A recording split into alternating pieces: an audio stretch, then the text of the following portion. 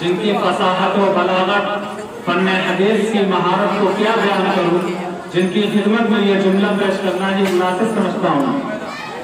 مشک آنست کی خود گویت خدمت اختار گویت۔ اس سے میری مراد محترم المقام، قابل صد احترام، داعی اسلام، وارث خیر الانام، قبلہ عالم، محبوب العلماء والصالحین، بقیت السلف، حجت الخلف، جبل علم، مخزن علم، ادیب زمان، خطیب دورہ، فقیہ جلیل، استاد نبیل، عالم ربانی، جبل علم، مخزن علم، خطیب دورہ، فقیہ جلیل، حضرت مولانا محمد ارشد صاحب دارالعلوم مدنی، شیخ الحدیث جامعہ مظہر العلوم وارانسی ہیں۔ میں حضرت والا سے مؤدبانہ و مخلصانہ درخواست کرتا ہوں کہ اپنے وعظ و نصیحت کے ذریعے ہم طلبہ کو مستفیض فرمائیں، تاکہ ہمارے دلوں میں علوم نبویہ کو جذبہ و ولولہ کے ساتھ حاصل کرنے کی رغبت پیدا ہو۔ وعلى آله وأصحابه أجمعين، أما بعد، قال النبي صلى الله عليه وسلم: مثل علم لا ينتفع به مثل كنز لا ينفق منه في سبيل الله۔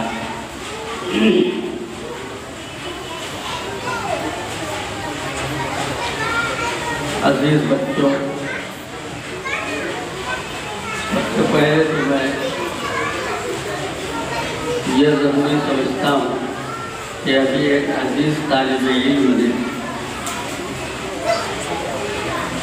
جو القاب کے انبار لگا دیے ہیں، میں ان میں سے کسی ایک لقب کا بھی واقعی طور پہ مستحق نہیں ہوں، لیکن مجھے اس بات کی خوشی ہے کہ ہمارے عزیز طلبہ پڑھتے ہیں، لکھتے ہیں اور الفاظ اور تعبیرات سے واقفیت حاصل کرتے ہیں۔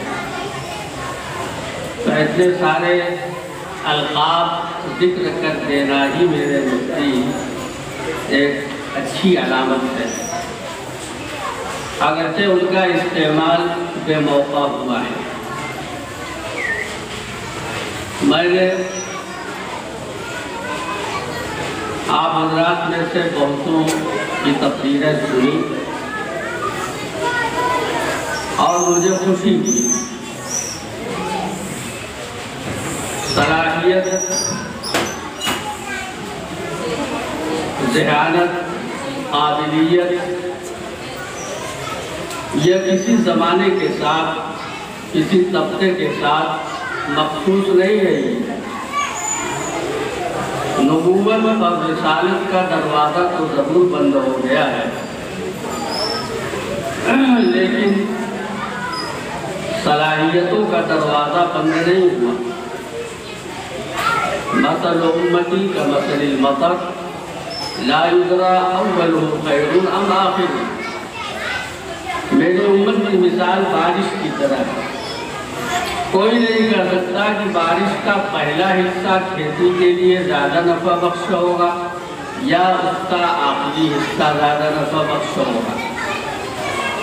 کم ترک الاول للآخر، پہلوں نے بعض والوں کے لیے بہت کچھ چھوڑ رکھا ہے۔ اللہ تعالیٰ نے اگلوں کو جو قوتیں، جو صلاحیتیں عطا فرمائی تھی، پچھلوں کو بھی عطا فرمائی۔ آپ کا یہ جو مدرسہ ہے، جو آپ کا بھی ہے، میرا بھی ہے، ہم سب کا ہے، میں نے اس میں تعلیم حاصل کی ہے۔ یہ پورا معروف کا ام المدارس ہے، یعنی اس کے علاوہ کوئی مدرسہ پورا معروف سے نہیں تھا۔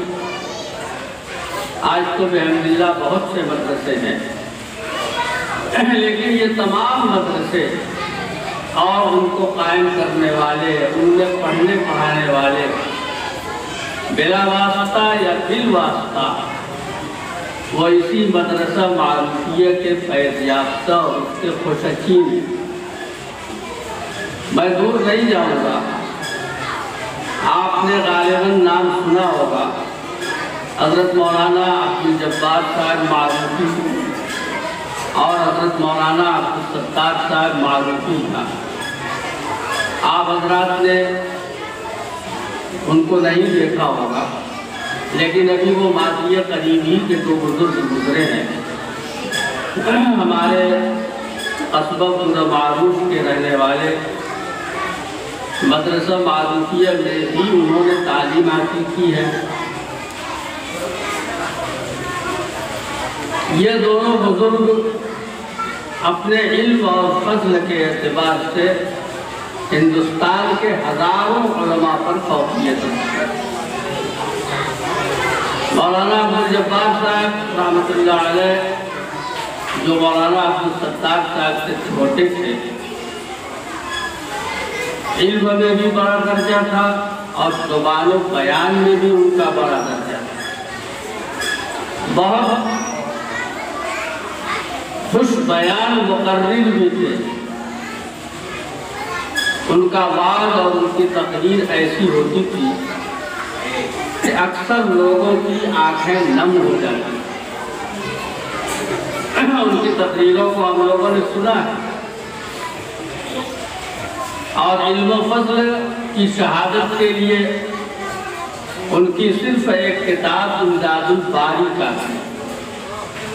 بخاری شریف کی جو شرح انہوں نے امداد الباری کے نام سے لکھی ہے اور اس کی 6-7 جلدیں چھپی ہیں، اس کا تکملہ بھی ہے جو چھپا ہے، لیکن ابھی وہ کتاب الصلاح سے آگے نہیں بڑھا۔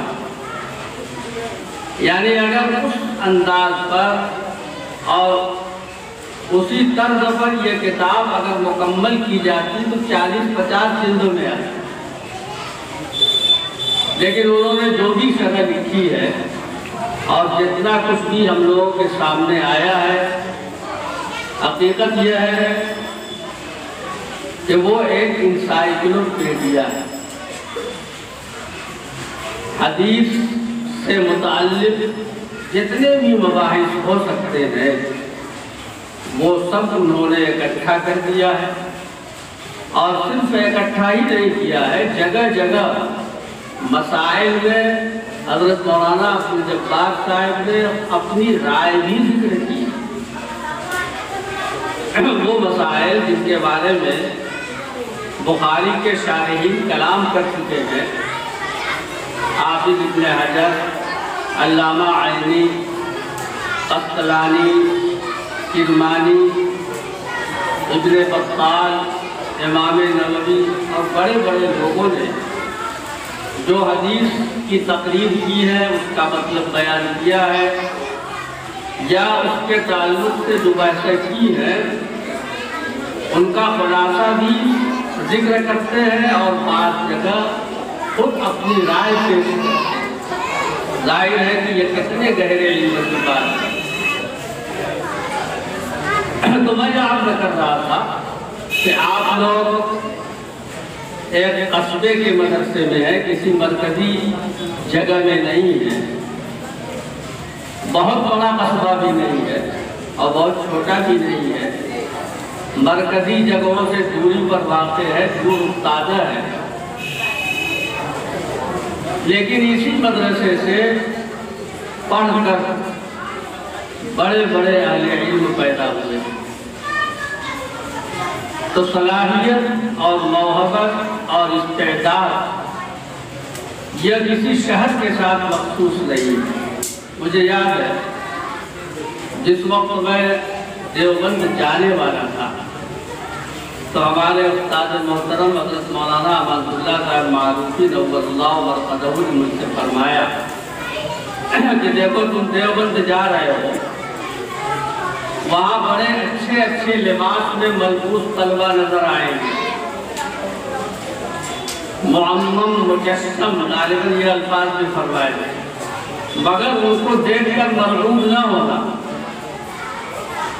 اور واقعتاً چند دنوں کے بعد اس بات کا اندازہ ہوا کہ ہم نے قصبہ پورا معروف میں رہ کر اپنے اساتذہ سے جو پڑھا ہے اور ہمارے اساتذہ نے ہم کو جس طرح عبارت صحیح کرا دی ہے، اکثر طلبہ کی عبارتیں اس طرح درست نہیں ہوتی، اس لیے کہ علم کو سیکھنے کے لیے، کتاب کو سمجھنے کے لیے سب سے بنیادی چیز یہ ہے کہ آپ عبارت کو سمجھیں۔ جب آپ عبارت کو صحیح طور پر پڑھیں گے اور اس کے الفاظ کا باہمی ربط سمجھ لیں گے اور عبارت آپ کے کنٹرول میں آ جائے گی تو پھر اس کے مطلب کو سمجھنا آپ کے لیے آسان ہو جائے گا۔ تو اللہ تعالیٰ کی رحمت کا دروازہ کھلا ہوا ہے۔ ہر زمانے میں اللہ تعالیٰ باصلاحیت لوگوں کو پیدا کرتا ہے اور آج بھی پیدا کر رہا ہے۔ آپ کی یہ جو انجمن ہے، ایک تو آپ کی 4 گھنٹے 5 گھنٹے کی جو تعلیم ہے جس میں آپ درسی کتابیں پڑھتے ہیں، اصل تو وہی ہے، لیکن اس کے ساتھ ساتھ یہ جو انجمنیں ہوتی ہیں، انجمن کی لائبریری ہوتی ہے، کتب خانہ ہوتا ہے، اس کے نگراں ہوتے ہیں، آپ کتابوں کا مطالعہ کرتے ہیں، تقریریں یاد کرتے ہیں۔ یوں سمجھیے کہ جس طرح چھوٹا سا بچہ چلنا سیکھتا ہے اور چلنا جب سیکھتا ہے تو کتنی مرتبہ وہ گرتا ہے پھر اٹھتا ہے، اسی طرح آپ لوگ اس انجمن کے ذریعے سے جو تقریر سیکھ رہے ہیں، یقیناً اس میں آپ سے غلطیاں بھی ہوں۔ 100% آپ کی تقریر مکمل نہیں ہوگی، اس میں غلطیاں ہوں گی زبان کی، بیان کی، لیکن یہی چیز جس سے بہت سے ہمارے طلبہ بھاگتے ہیں، آپ کی آئندہ زندگی میں اس کے بے شمار فوائد آپ کو نظر آئیں گے۔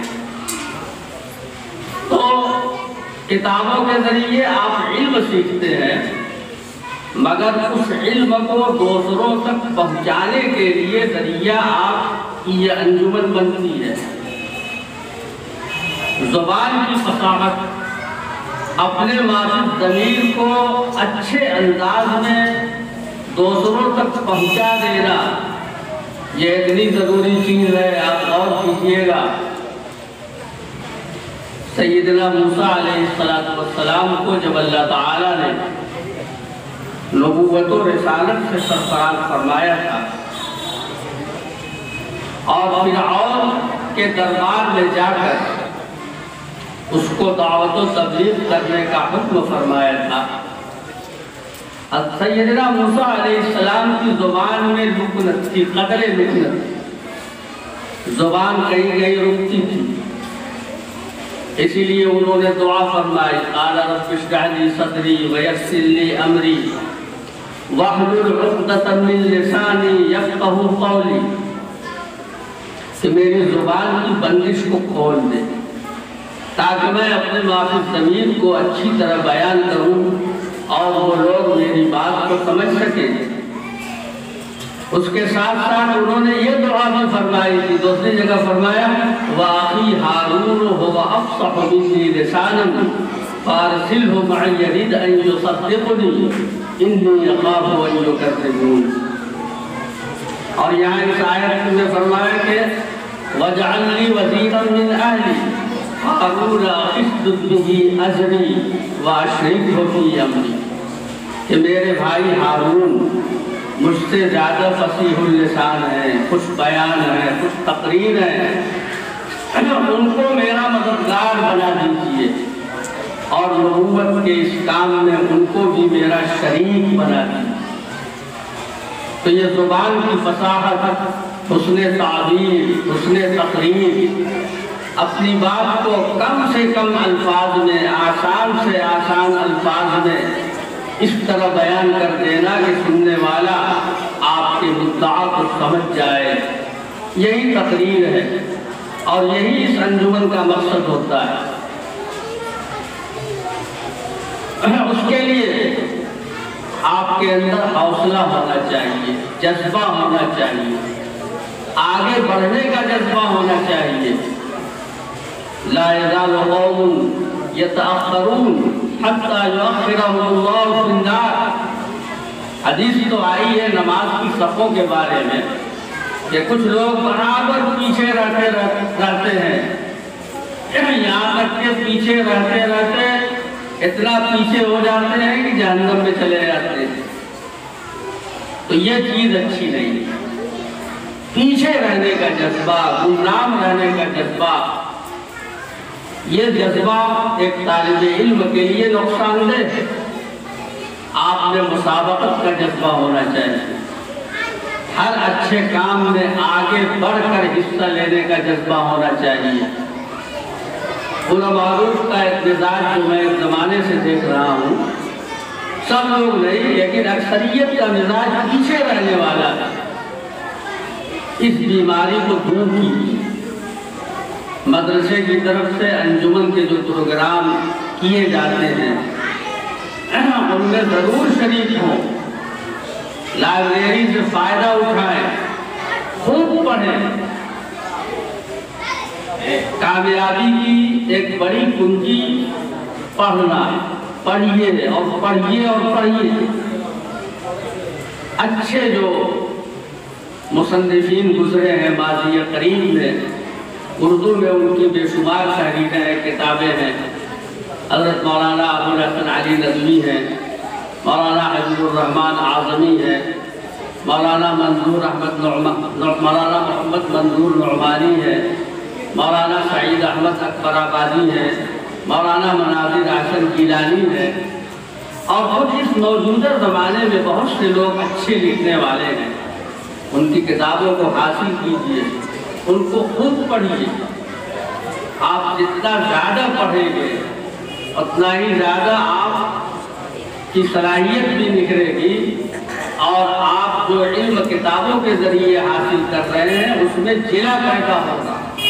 اس علم سے آپ کس طرح کام لیں اور اس علم کو دوسروں تک کیسے پہنچائیں، اس کا سلیقہ آپ کو آئے گا۔ ایک تو ہے علم کا حاصل کر لینا، اور دوسرا ہے اس علم کو دوسروں تک پہنچانے کی صلاحیت پیدا کرنا۔ میں نے جو حدیث ابھی آپ کے سامنے پڑھی تھی اس میں نبی کریم صلی اللہ علیہ وسلم نے ارشاد فرمایا، اس علم کی مثال جس سے نفع نہ اٹھایا جائے اس خزانے کی طرح ہے جس خزانے میں سے اللہ کے راستے میں خرچ نہ کیا جائے۔ اس میں اشارہ ہے قرآن کریم کی اس آیت کریمہ کی طرف، والذین یکنزون الذھب والفضة ولا ينفقونها في سبيل الله فبشرهم بعذاب أليم۔ جس مال کی زکوٰۃ ادا نہ کی جائے اور جس مال میں سے اللہ کے راستے میں خرچ نہ کیا جائے، وہ ایک ایسا خزانہ ہے جو آخرت میں انسان کے لیے عذاب کا سبب بنے گا۔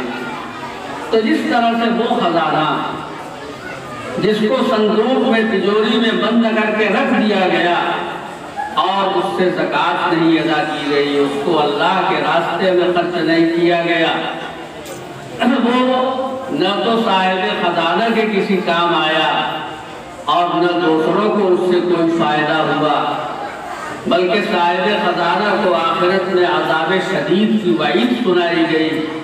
تو اسی طرح وہ علم جو انسان اپنے سینے میں پڑھ کر محفوظ کر لے اور دوسروں تک وہ علم نہ پہنچے، وہ علم بھی بیکار ہے۔ تو علم کو حاصل کرنے کا مقصد ہی یہ ہونا چاہیے کہ اولاً ہم اس پر خود عمل کریں اور پھر دوسروں تک اس علم کو پہنچائیں۔ میرے عزیز بچوں، آپ کی یہ جو کوششیں جن کا مظاہرہ آج ہم نے کچھ دیکھا ہے، آپ اپنی کوششوں میں اور سرگرمی پیدا کیجئے اور تیزی پیدا کیجئے۔ مشہور حدیث ہے، بار بار آپ نے سنا ہوگا، اغتنم خمسا قبل خمس، 5 چیزوں کو 5 چیزوں سے پہلے غنیمت جان لو۔ سب سے پہلے کس چیز کو ذکر فرمایا ہے حدیث میں؟ شباب کا قبل حرم، اپنی جوانی کو غنیمت جانو بڑھاپے سے پہلے۔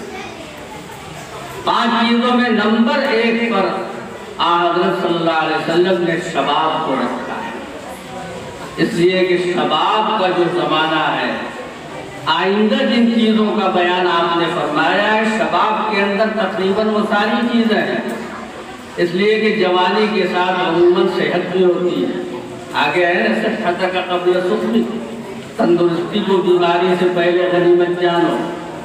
تو شباب اور صحت دونوں کا چولی دامن کا ساتھ ہوتا ہے، عموماً ایک جوان کو صحت حاصل ہوتی ہے۔ اور آگے فرمایا ہے وہ فراغت کا قبل شغلی، تم کو جو فراغت میسر ہے، فرصت میسر ہے، اس سے پہلے کہ تم دنیا کے کاروبار میں مشغول ہو جاؤ، پھنس جاؤ، اپنی اس فراغت کو غنیمت جان لو۔ تو شباب کے زمانے میں فراغت بھی حاصل ہوتی ہے، اور حیات کا قبل موت کا تو ہے ہی۔ تو ان تمام چیزوں میں سب سے پہلے جس پر آپ نے زور دیا ہے وہ کیا ہے؟ شباب کا قبل ہے، اس لیے کہ شباب کا جو زمانہ ہے یہی انسان کی زندگی کا سنہرا زمانہ ہے، اور سچ پوچھئے تو یہی زندگی کا خلاصہ ہے۔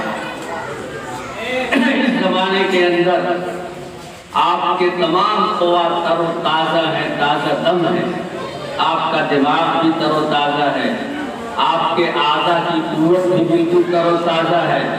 یہ وہ زمانہ ہے کہ اس زمانے میں آپ جو کتاب یاد کرنا چاہیں کر سکتے ہیں، جس فن کو حاصل کرنا چاہیں کر سکتے ہیں، جتنا پڑھنا چاہیں آپ پڑھ سکتے ہیں، جتنی شب بیداری آپ کرنا چاہیں کر سکتے ہیں۔